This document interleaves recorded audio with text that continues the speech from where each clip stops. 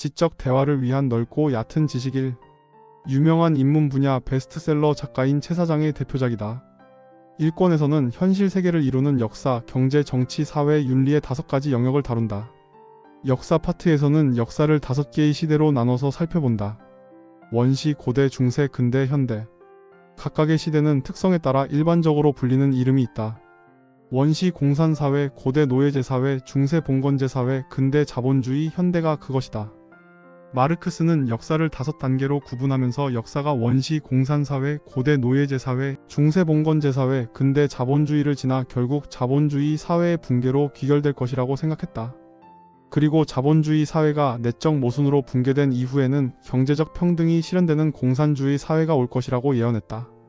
그러나 그 예언은 잘못되었음은 이미 증명되었다.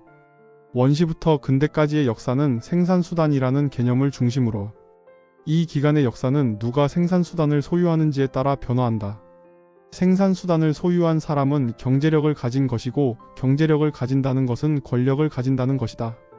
그래서 원시 사회부터 근대 사회까지의 역사를 구분하는데 생산수단이라는 개념이 필요하다. 원시부터 근대까지의 역사를 움직이는 핵심 개념이 생산수단이라면 다음으로 근대부터 현대까지의 역사를 움직이는 핵심 개념은 자본주의의 특성이다. 생산수단을 소유하면 생산물을 소유하게 되고 그 생산물을 이용해서 권력을 얻게 된다.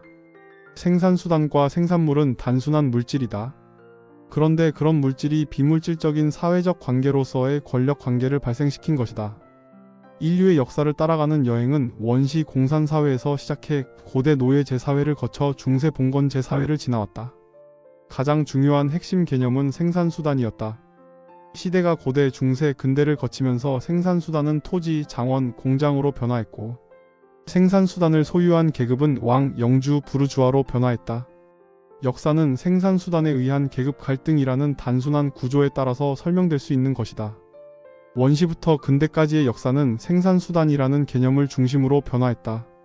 생산수단은 생산물을 만들어내고 생산수단과 생산물을 소유한 사람은 부를 가진 것이며 이는 곧 권력의 획득을 의미했다. 즉 생산수단을 소유한 사람이 권력을 가졌다. 원시시대에는 생산수단이 없었고 따라서 원시사회는 평등했다. 고대의 생산수단은 토지와 영토였고 왕이 이를 소유했다. 중세에는 장원이 생산수단이었고 왕과 영주가 소유했다. 근대에는 공장과 자본이 생산수단이었으며 부르주아가 이를 독점했다. 마르크스는 다가올 다음 시대에는 누가 어떤 생산수단을 소유할지 예측하려 했고 이것이 미래를 예측하는 가장 합리적이고 과학적인 방법이라고 생각했다. 그는 다음 시대의 생산수단을 소유할 계급은 노동자일 것이라고 생각했다. 노동자가 세상의 중심이 되는 공산주의 사회가 역사 발전의 마지막 단계라고 여겼다. 하지만 결과만을 고려할 때 공산주의 혁명은 실현되지 않았다. 후쿠야마의 말대로 자본주의 이후의 새로운 경제체제는 불가능해 보이기도 한다. 자본주의는 궁극의 체제는 아니겠지만 유연하고 단순한 특징으로 그나마 인류가 찾은 최선의 체제일 수도 있다. 원시부터 근대까지의 역사에 이어 근대와 현대의 역사는 자본주의의 특성을 중심으로 설명했다. 근대의 산업화는 자본주의를 낳았고 자본주의의 특성이 근대와 현대의 역사를 이끌었다. 자본주의의 특성은 공급 과잉이었다. 공급량을 해소하기 위해서는 수요를 늘려야 했다. 수요를 늘리기 위해 식민지가 필요했고 그렇게 제국 열강들이 경쟁하게 된다. 역사의 구분과 그 구분을 만든 경제적인 문제를 이야기 형식으로 쉽고 재미있게 설명해준다. 그 다음으로는 경제로 넘어간다. 경제 파트에서는 4개의 경제체제를 구분한다. 초기 자본주의, 후기 자본주의, 신자유주의, 공산주의가 그것이다. 경제체제도 역사 부분과 마찬가지로 쉽게 예를 들어서 어떻게 변화했고 무슨 차이가 있는지 설명해준다.